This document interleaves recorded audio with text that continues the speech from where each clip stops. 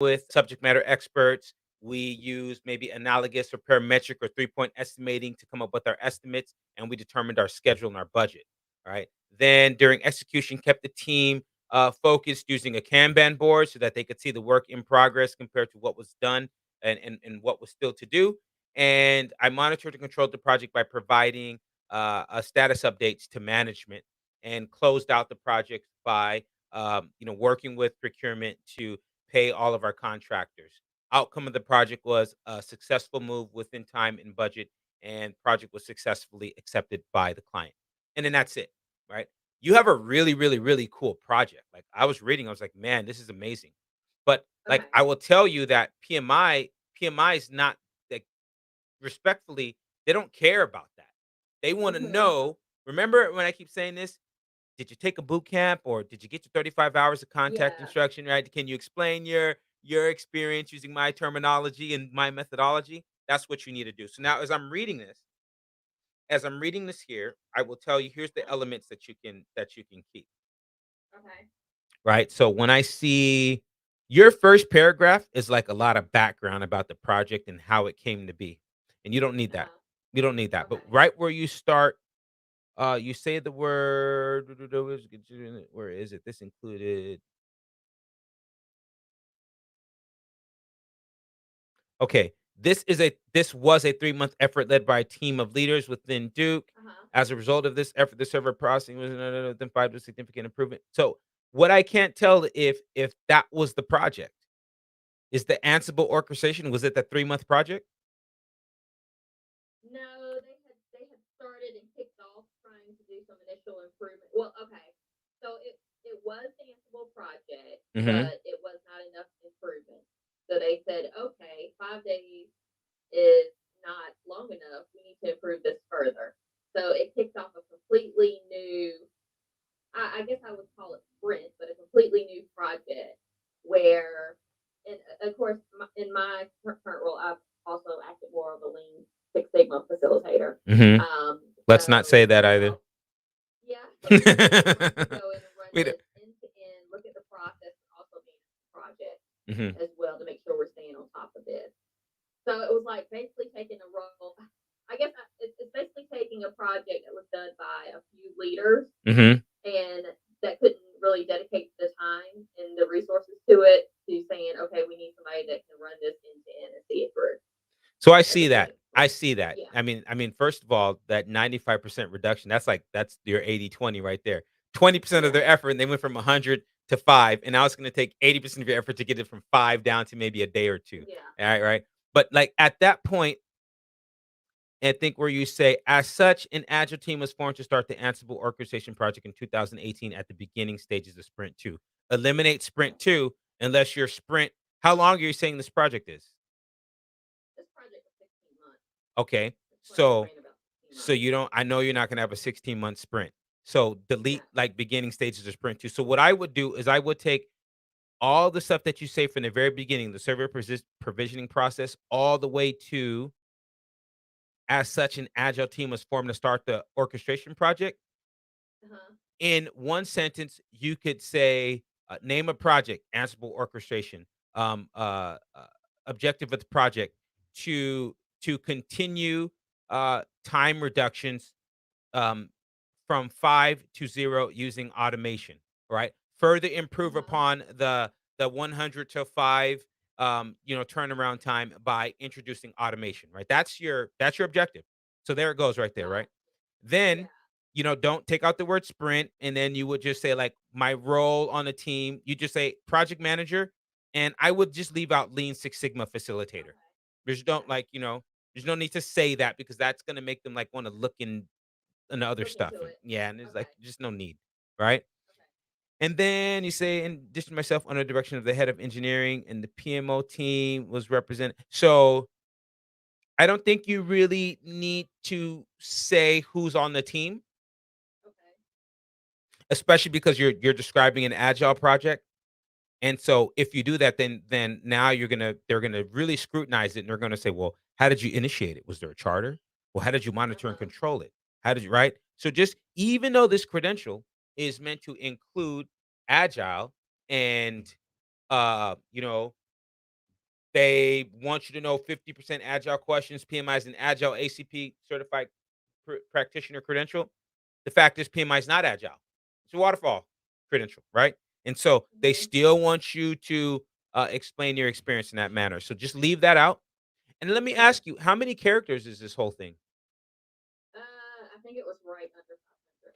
Okay, okay, just with my phone, I was like, okay, this looks like 700, 800, but okay, good. Yeah, I'm looking on my phone. It's like right underneath 500. Probably Okay. because I'm adding things to get there. And remember, it's 250 to Yeah. 500, or it might be 200 Okay. to 5. It's either 200 or 250 to 500. There's a minimum. So Okay. don't feel like you have to have all 500. So when you start cutting stuff, as long as you're still over the maximum, you still have enough in here to tell the full story, Okay. right? So I just think I got an idea of where you're going.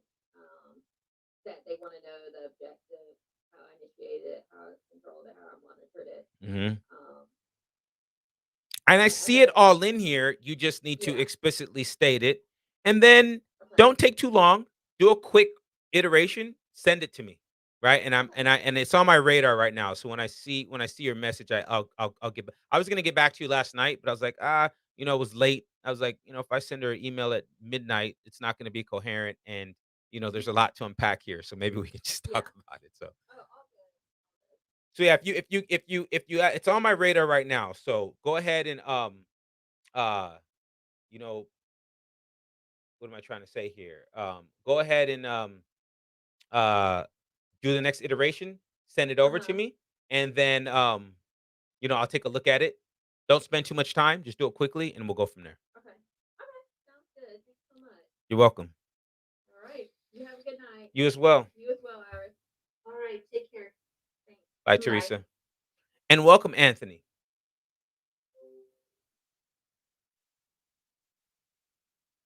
We'll come back to you, Anthony. I just want to make sure that I did give you the ability to speak. So I think I have. When you're ready, you just unmute yourself and go.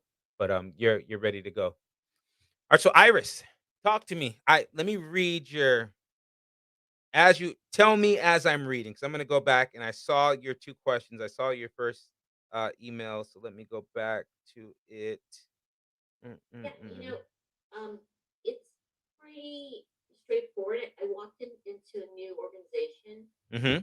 starting Monday, and brand new company, pretty slick in terms of what they wanted, what they're doing, and I'd rather not say where, only because I don't think it's fair to them as I start to talk about some of the issues I'm seeing. Yeah, always, But always. But by the way, always leave that out because, like, I record these things, I live absolutely, stream. Yeah, yeah. Always leave I that don't out. want to Very do good. that. Yes, yes. So basically, I walked into a large organization where there's no centralized PMO, Okay. and the client has PMO that's embedded within the organization, so it's somewhat federated. Is the best way to describe it. Okay. And they work autonomously, even within a particular group. So I've been hired in and brought in as a consultant to help lead the project.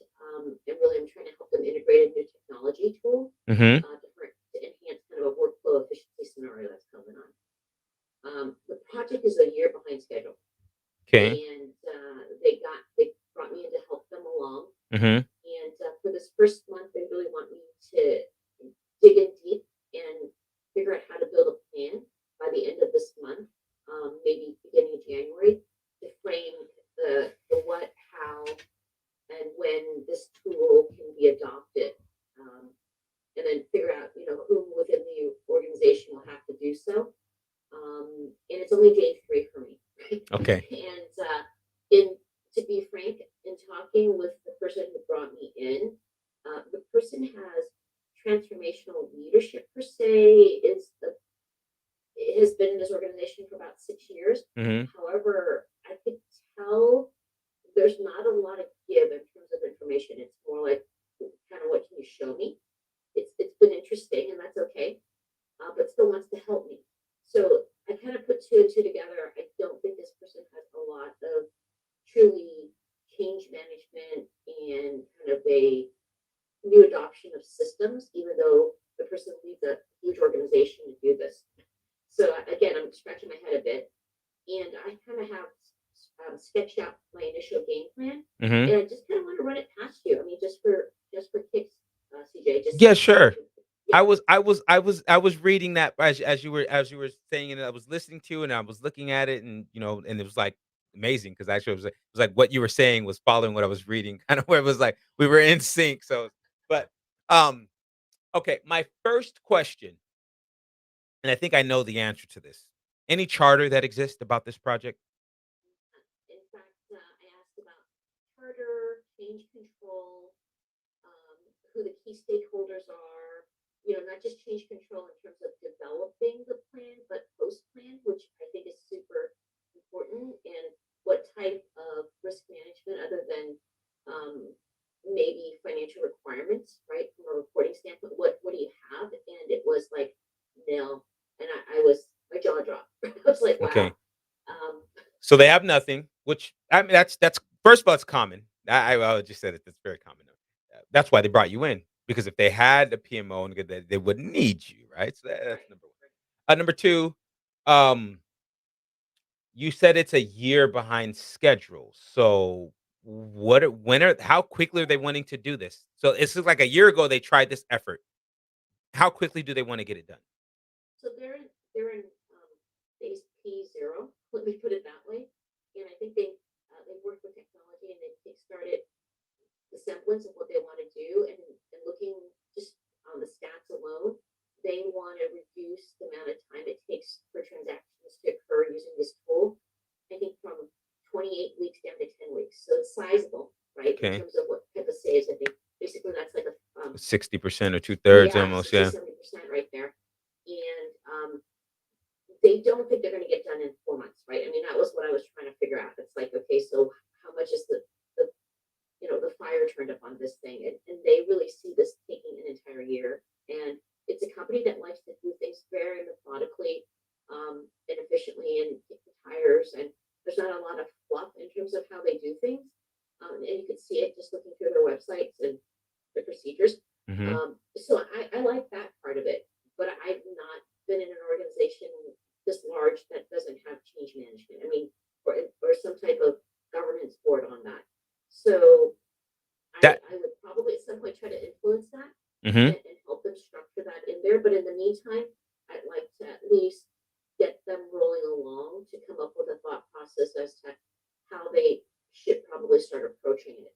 And I'm not holding you to any of this stuff. It's just like you've seen a lot, you've heard a lot, and my gut level when I showed it to this person was, well, looks good. Why don't we throw it on Quip, which I've never heard of. It's a collaboration tool, Mhm. so that this person can market it around and get people's thoughts on it. And I was like, that's great. I'll figure out how to use Quip, but I'm more about the guts of what I'm trying to provide. Like what I'm showing, I want to make sure it's substantial, Mhm. right, and shows the thought process in terms of how I perceive us kind of getting there. So that's why I kind of bulleted out some of the 4 steps at least to talk about getting us to build the plan. Okay. Right. I like your first one. Assessing the larger picture of what this tool is gonna be about and figure out which teams have adopted in their thoughts for the pros and the cons. Now, I will say that is already in the realm of change management and not so much project management so far. Like everything that you're telling me right now is really a change management thing, and it's likely why they haven't been able to adopt it because these types of things, it's not usually about the technology or the process. It's about getting the people to follow it. So that's the first thing that I want to tell you. So I'm going to tell you, and I know that we're not going to focus on it, but the first thing I want to tell you is you probably need to start screaming about this change management and you need to let them know that hey, you have an organization full of incredibly smart people and you guys do things very methodically and efficiently and effectively, and if you do not provide your people reasons why, if you don't give them a desire to change, you don't make them aware that it's there and give them the desire and the knowledge of how to do it and why, then it's never going to happen. We can have the best tools and the best processes and we can tell you guys, and you're smart and you get it and you make sense and you agree, but when it comes down to it, it won't be. I've been in enough scenarios where I just know it's not going to be adopted because why should I change if I'm doing something and I'm successful? Yeah, you might have told me and that sounds great, but I'm just one of tens of thousands of people right here. I don't have time for that. My boss isn't. It's not even part of my work.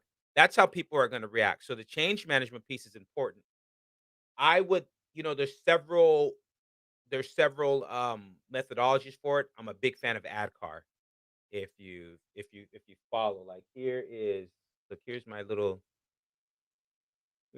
ad card thing. There it I goes, see right? it. Yep. Like awareness, desire, knowledge, ability, reinforce. It's from ProSci, PROSCI, Okay.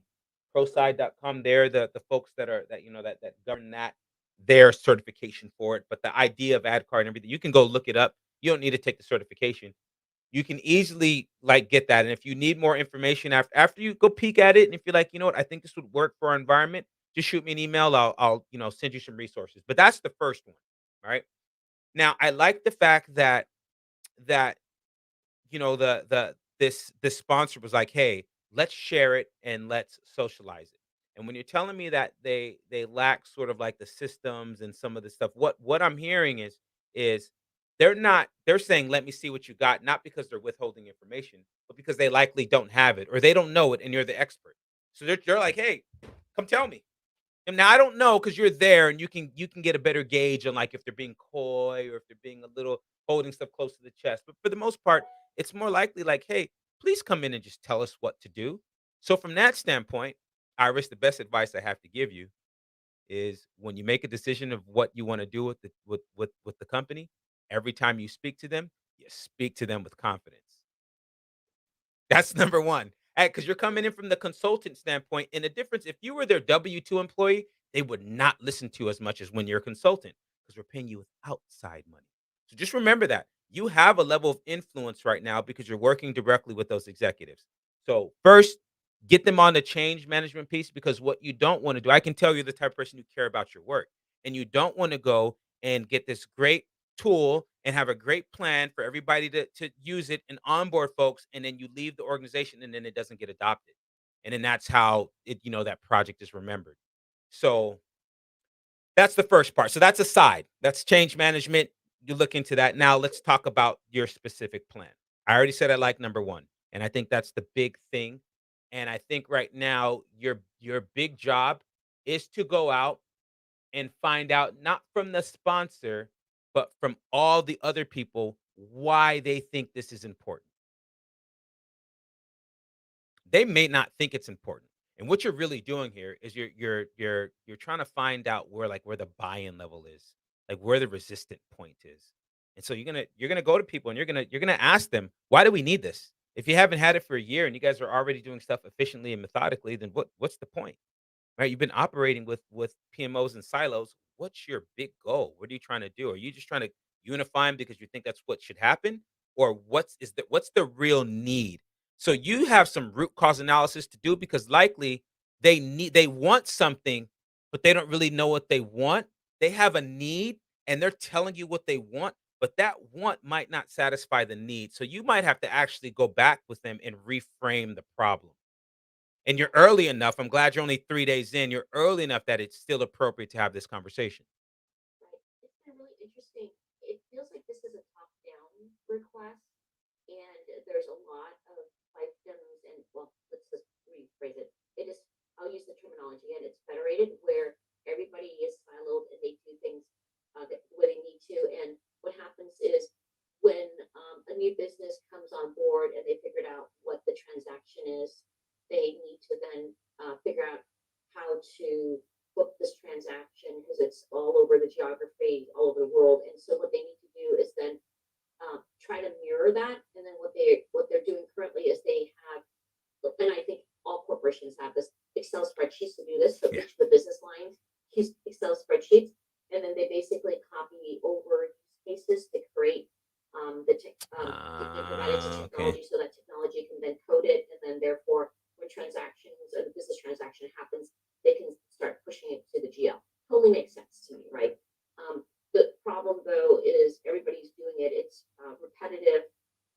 If there are changes, um, in post production, it doesn't get updated in the coding for UAT for other scenarios. So it's kind of a one-way presentation, if that makes sense. Yes. And so they're trying to figure out how to create efficiencies there. I mean, there's multiple angles by which they're going to create efficiencies, and also learnings are not provided across. It's across each of the verticals, and I think that's what they're trying to do. As sure, everything sounds right. So this idea as to why they didn't adopt it, they kept saying they just didn't have time. It really kind of bemuses me, right? I'm just trying to figure out what this really means. And Well, yeah, it means, well, listen, this is we're all human. This is a yeah, business, but it's still human. We yeah, don't make time. There is never we don't have time. It's we make time for the things that we want to make time for, right. right? It's so they didn't make time because it's probably not important. There's there's there's someone that doesn't there are people that maybe don't care about this yet or don't think it's important enough that all right, if nobody else is screaming, I'll just let it go. We've got enough to do. So I'm hearing, I had a thought. Um what I'm hearing is, well, I had a yeah, here's my question. Do they have current state documented for like these different silos and departments? Some degree. I've seen one, um, and places really slick. I mean, they literally did a kind of like a vignette and talked about what they're currently doing in this one group, Mhm. and I'm still trying to digest that.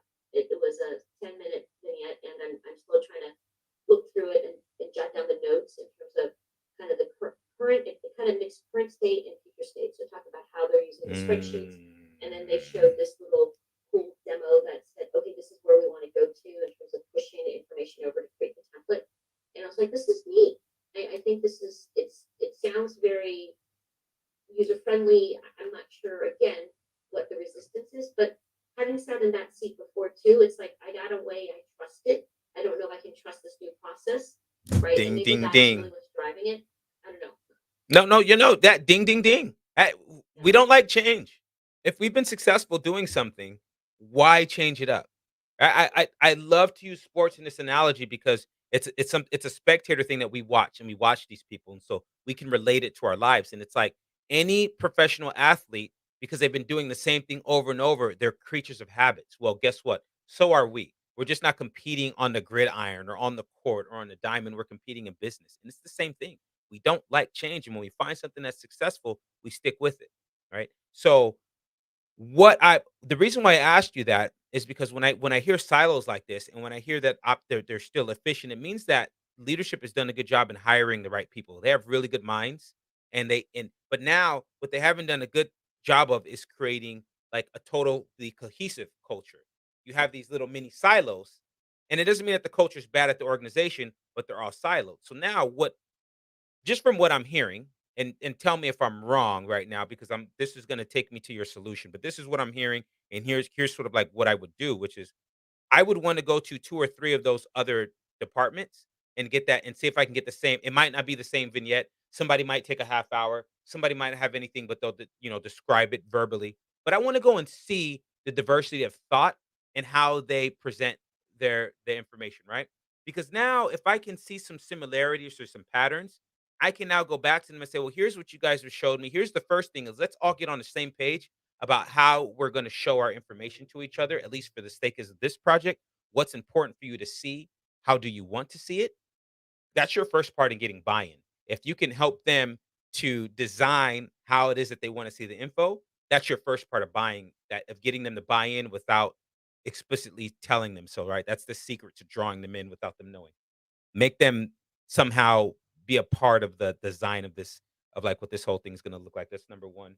Number 2, once you see those like 2 or 3 different patterns or maybe similarities, whatever it is that you come up with, now you can go back and you can provide your skeleton. So you know how like that executive said, um, let's socialize it with people.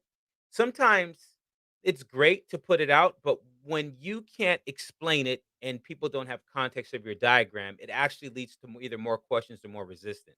So sometimes it's you'll put yourself or set yourself up. Sometimes, right? You'll set yourself up for more success if you can go and speak with each of those folks individually, show them your plan, speak to them in their language, see what they are interested in, and show them how your plan satisfies their problem. Now you can know, oh, okay, this is what's important to that person. And now as you come back, you'll have a list of what's important to each department. That's what you really need to figure out.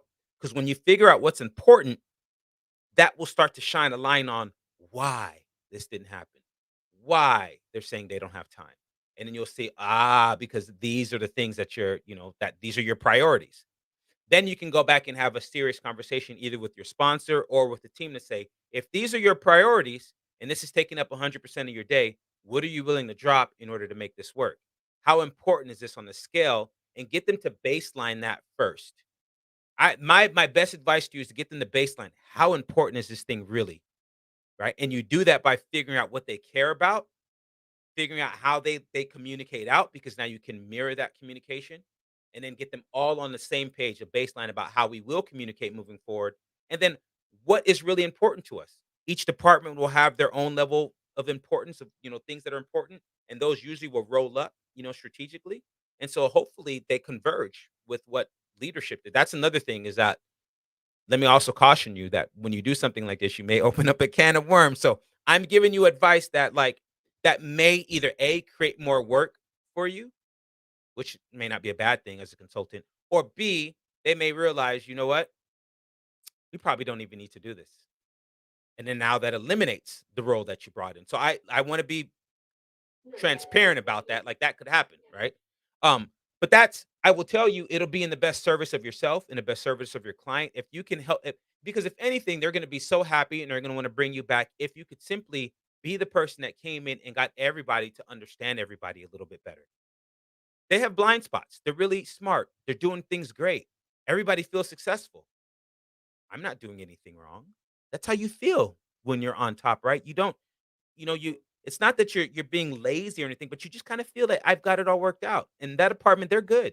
We don't I don't what do we no one's asking us to do anymore. We're being successful. Look at what we're doing. We're eating up market share. Stock is going, whatever it might be. So once you peel back a couple layers of the onion and you allow them to see the differences between each other, what we all care about, and does it actually match what the organization's strategic intent is, and then this little project, I shouldn't say little, but this project that we're bringing in, does it converge or diverge with that?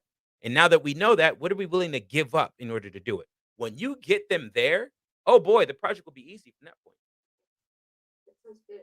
So the whole concept of, I think my commentary was, assess the larger picture, what this tool is about, figuring out which teams have adopted and what their thoughts are, and then understanding the current capabilities of the tool and probably the current state. I think that's what we talked about earlier. Hmm. Um, and then assessing the team's needs. So that's kind of the one-on-one conversation points, right? In your Yep. sentence. I think that's what you've been putting a lot of time into explaining that and include them in the design phase is really what I wanted to Yes. add there. Yes. Um, And find out, like your number two says, their needs, right? mhm, Okay.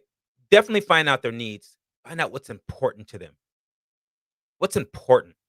What matters most? And you might have to prompt them. You might have to give them some, is it that you guys get stuff done within a certain time? Is it that you do it with a certain level of quality or miss errors? Is it that, you're able to, hand off and make it interchangeably? It's modular, but find out what's really important. All right. So there's what they need, but then what's important to them. okay. Um, Anything else in between there? I think the next one really becomes like, okay, so once we have created the skeletal in terms of what the needs are for the tool, then you've got to put the flesh on, which is what is the resourcing need to get them there, and then the key people I think that need to be at the table. Um, and this needs really that's really what I'm trying to figure out. And I think for this organization, it would be a combination of technology, the business, and I guess the finance organization, right, to kind of get to the table. I still, Um, I still, I still want to harp on your number two, like assess the current team needs and sentiments. I still want to go back and harp on like sure. what's important, because here's the deal: is that the tool that they're proposing, um, this tool that they're proposing, is it an off the shelf system or is it going to be developed in house? It's an in-house Oh, development. okay. Then Yeah, even better. Okay, great. Because it's not like it's something that's like, hey, here's the tool. But yeah, all right, so good, good. It once you find out what they need, then it what I'm really trying to say is that I was gonna say that tool might not be the right tool. So let me right. modify that and say the tool as advertised today as like what they think it's gonna be might not be the solution that they need. Because it sounds like they haven't taken the time to say, here's the vision that we see this product, this thing doing for us that's going to satisfy this need that we have, some problem or some opportunity, right? So if there's no pain, no action. They don't have any pain, or they're not seeing the pain that they're going through, and that's, at least in my experience, it may not be that, but in my experience, that's why the companies don't take action, because they don't recognize the pain that they're experiencing. You know what's interesting is again day 3 here. My my assessment is that this was um, something that technology really asked for. And since they are in the driver's seat, they actually built the demo so they could show them how cool this could be. So I think this push is a little bit different, and I think they've gotten some level of senior stakeholder slash sponsorship on it, and then now the people that are the intermediaries are trying to figure out how to implement it, working with business, right? It's kind of an interesting scenario. I've not seen this happen too many times, right? Where technology is the dog, what is it? The tail wagging the dog here a bit, right? Yeah, usually technology or IT is they're a cost center, right? Yeah, You guys cost yeah, us money. It's not usually like, hey, we're the ideas, go do this. So yeah. So a little different. Yeah, and again, I don't want to take up like last week. I took up so much time here. I just wanted to kind of talk this through. And so you're thinking um, this is a pretty good skeletal to start working with, just to get to a point where I can help them build a plan. yeah, yeah. I think what I saw there was solid, minus the idea of just capturing how they communicate. That's really for you, right? Because you can Right. mirror that. But when you see that each of these groups, now you have an idea of the differences of the organization, and then what is important to them. Because that's the biggest thing. That's the glaring hole. That's why they haven't done this thing. There's something else that's more important. And when we know those two things, now we can communicate to you in your language. That breaks down the barriers, makes it easier. And when I know what's important to you, you can honestly answer the question, am I willing to give a little bit of this in order to chase that? How important is that compared to what I think is important now? And if you can't, if that doesn't turn out to be the way, then it's what's the pain point? Either the problem we're trying to solve or the opportunity that we're trying to seize. If that doesn't exist, then this is just, somebody saying, "Hey, you guys all use pencils, but we're gonna give you this pen now." And I could be like, "You know what? This is my favorite pencil. I don't wanna use this pen. I'm not gonna participate in this project to use that. I got what I'm doing."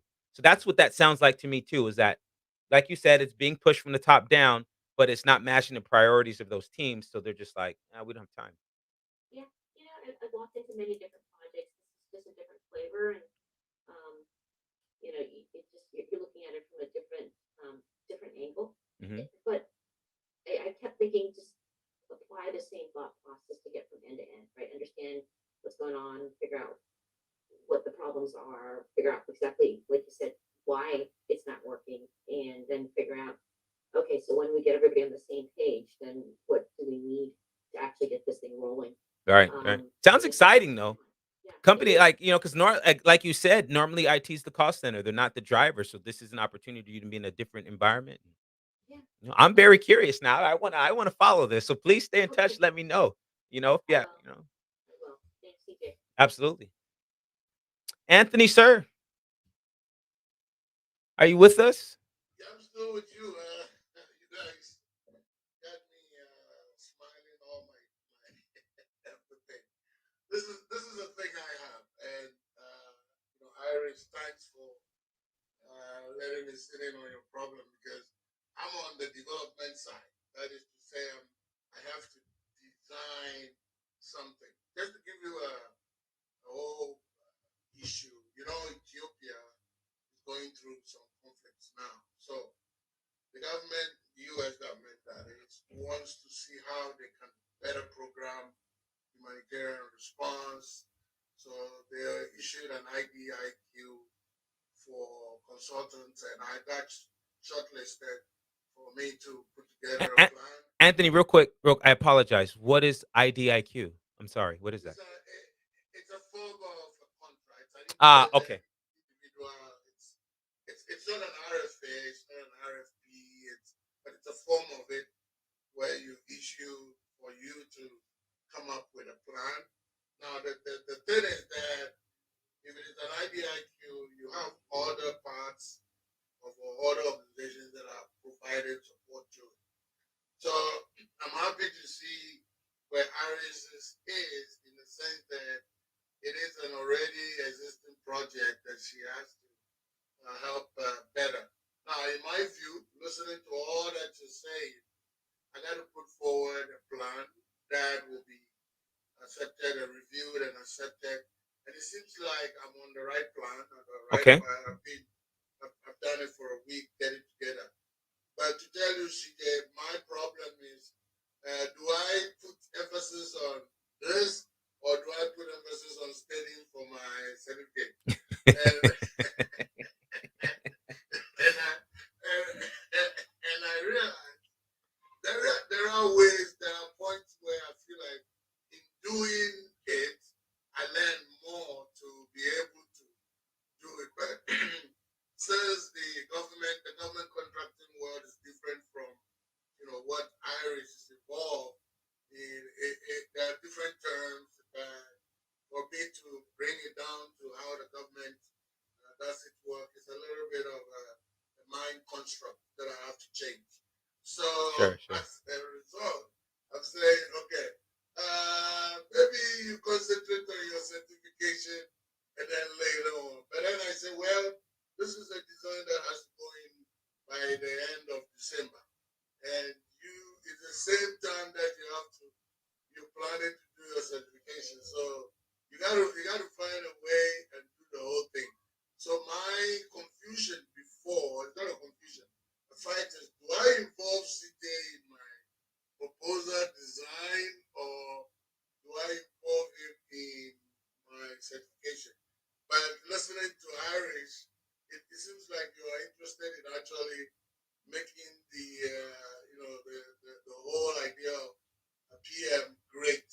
So meaning you might be Yes. might be interested in what I model or what I put together. So having said that, I have a few questions for you.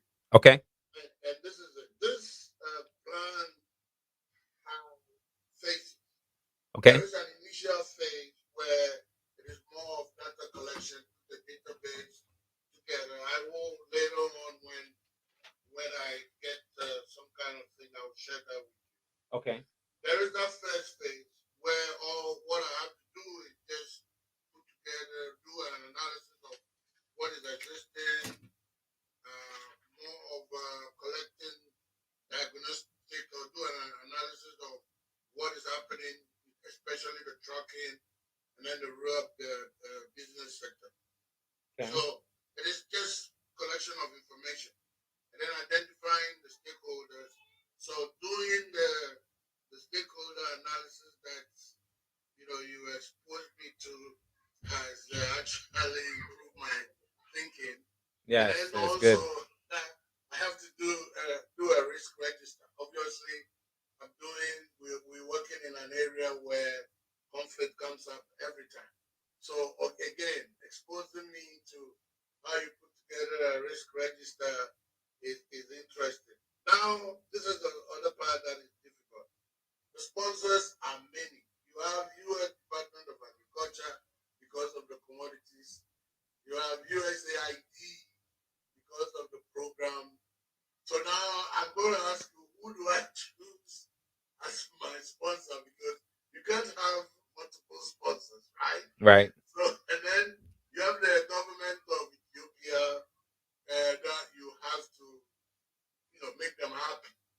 So, but this contract is going to be handled by USAID. So should I consider them as a sponsor? Because you brought up a good point is what is important to them. Mm-hmm. And what is important to them or their pain points, they've talked about three areas. One is reducing costs. The other is ensuring that we expand the private sector, ensure that there are more private sector engagement. Two, three is that they want to they want to make sure we can reduce losses of commodities to the point where it is to the minimum possible. Now that is generated or pushed by USAID. Mm-hmm. So in my mind, I know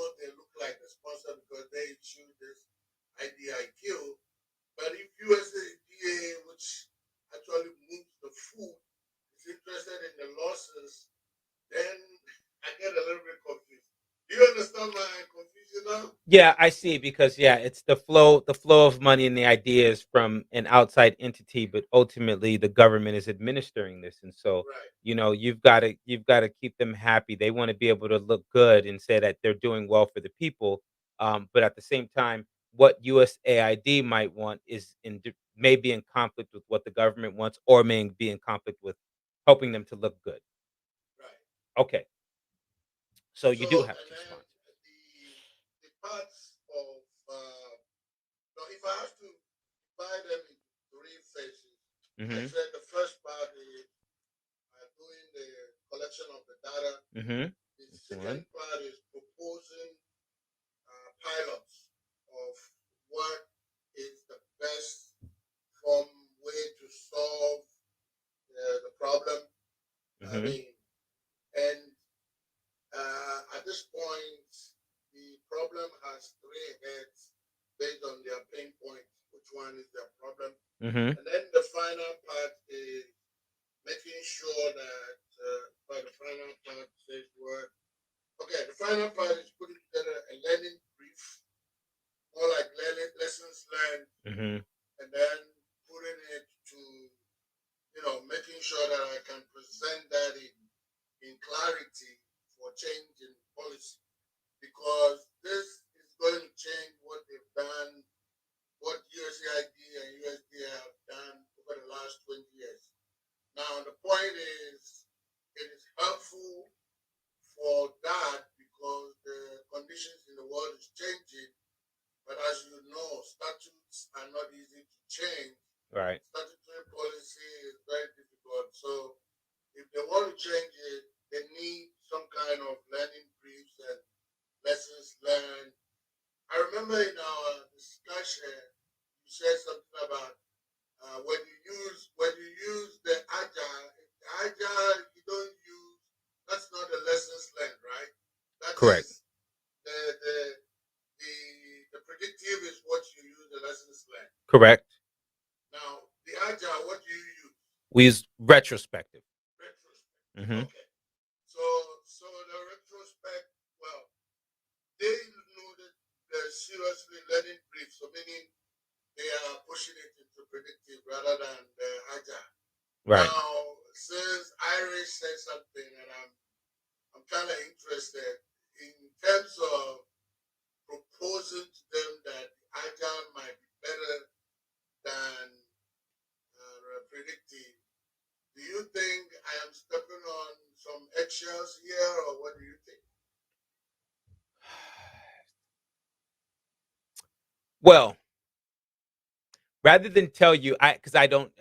It's difficult for me to answer that question without having the Clarity, okay. intricacies of like the relationship between the government, USAID, and then any other entities that you may be involved with. But here's what I will say.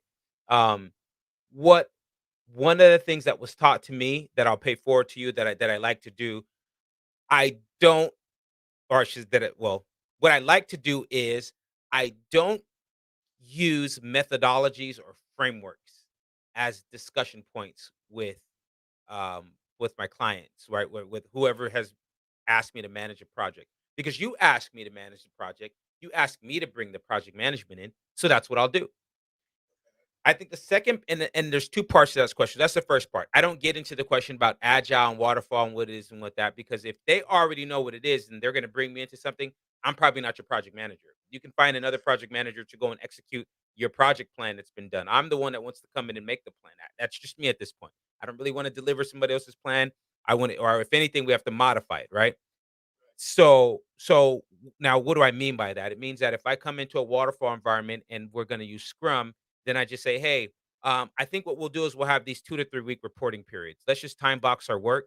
Let's look at every 2 to 3 weeks. One of the things that we can do, folks, is we can just let's just have a quick meeting every day, 5-10 minutes. Let's discuss what's been happening in real time. We'll see after a week or two if maybe we don't need to do it every day, but let's just start we can call it a de-escalation or a daily meeting. I won't even use the terms, right? Because I don't have to call it a daily stand-up. I don't have to call it a daily scrum.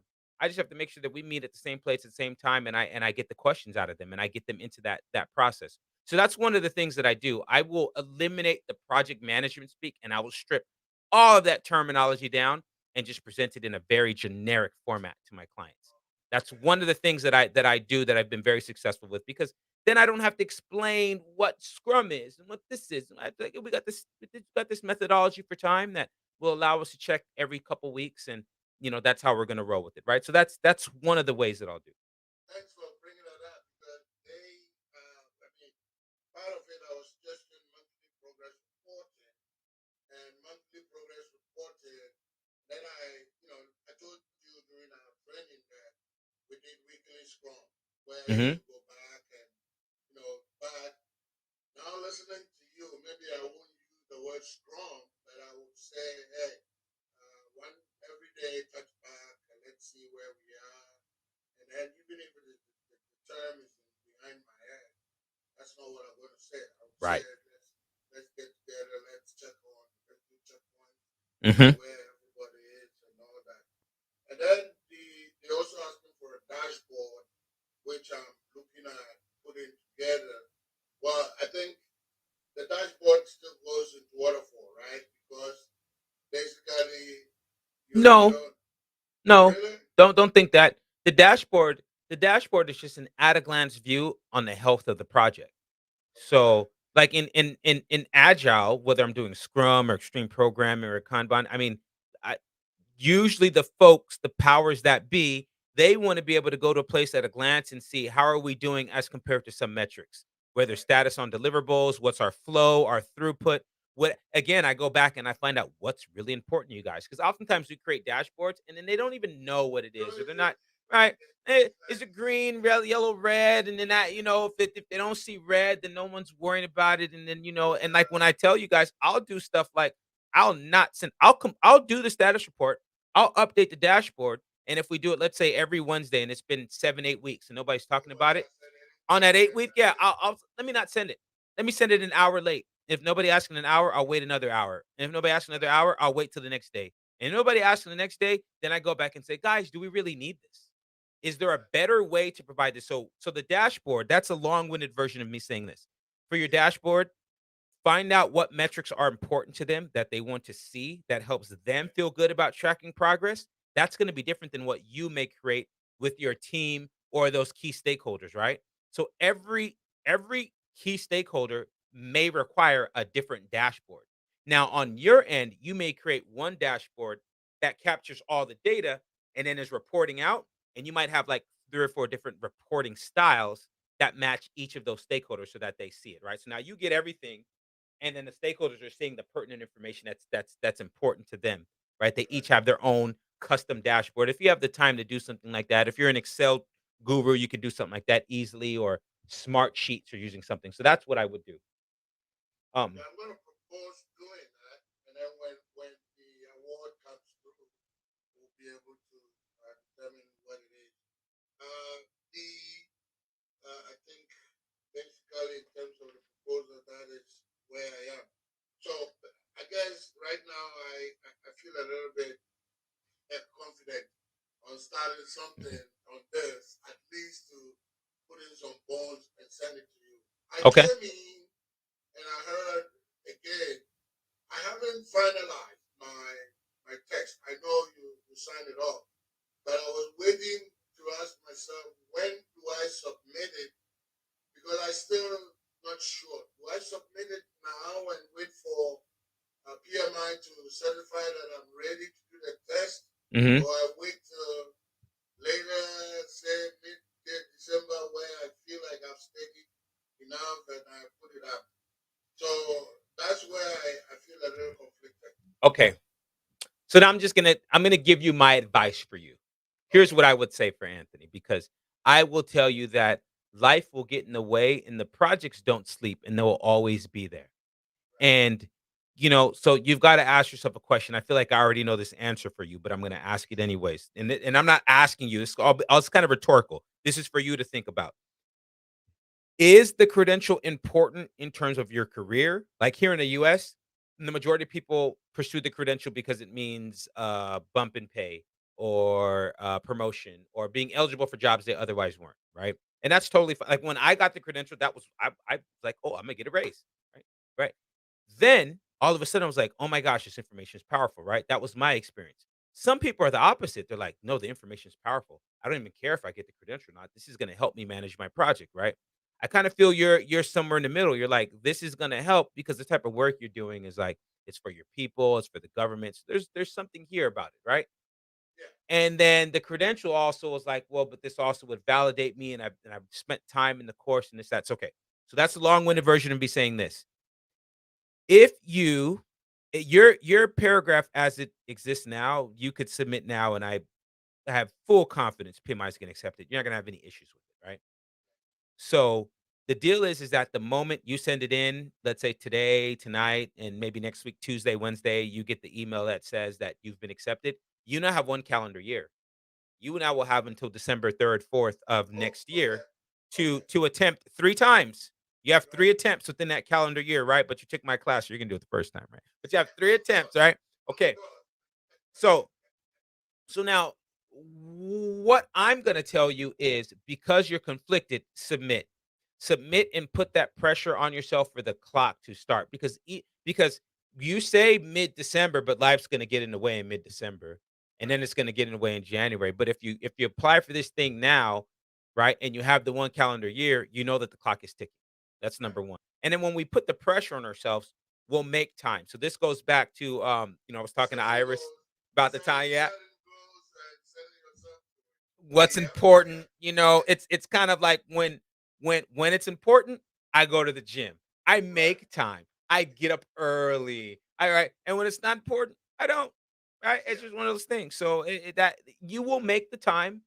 And I gave you guys a study guide that's only an hour a day. You've been on this I call did. with me for an hour. So this is about the time that it would have taken you to do 30 minutes of study during the day and 3 10-minute sessions, right? And then all you need to do at that point, it's practice exams. When Yes. you can find, so I would say that here's your biggest thing. I need you to find 2 moments every week where you have 4 hours unblocked.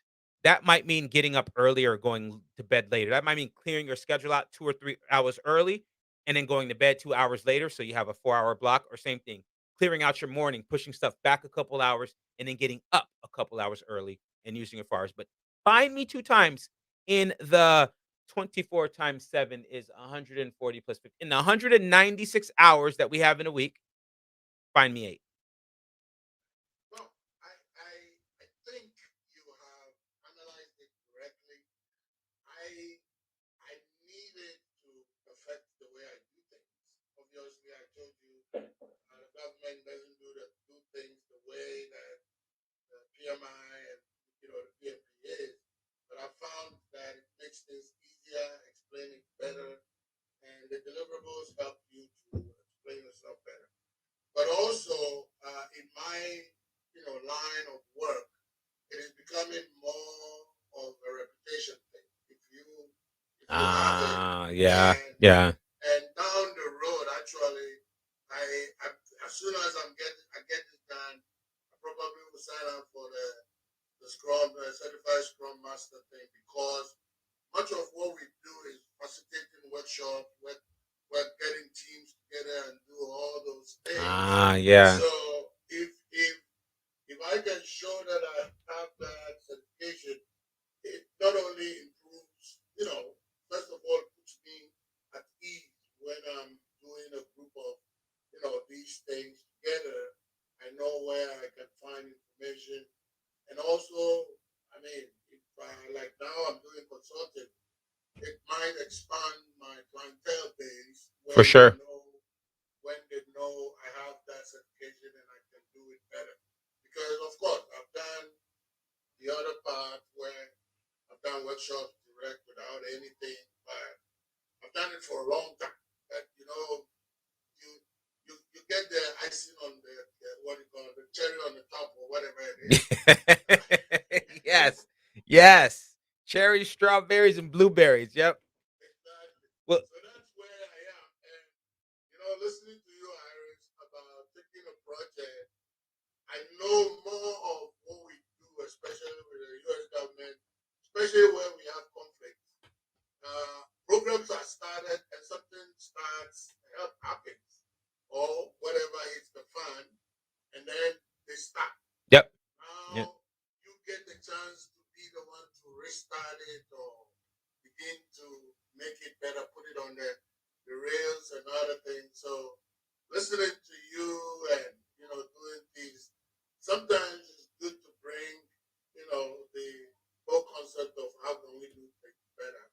And that's for me why certification is also important to me while I do this job. And I'm going to make sure I take the time. Your 8 hours is easy to give, Thank you. but in between two, I can find the time to put my ideas on this project together. Hmm. But the good thing, like I said, is I have the pinball to go and look in it and say, okay, this idea I'm putting forward, does it make sense? I can put my own English in it, Right. change it, and say how I want to do it. So Because it is a guide, not a book. It is a guide. And I apologize to be so abrupt and go. I'm gonna have to jump because I have a Spanish lesson oh, coming up sorry. right now. No, no, it's okay. It's Sorry. okay. I told her I was gonna be a couple minutes late. But No, no, no. but here's That's what we'll okay. do, Anthony.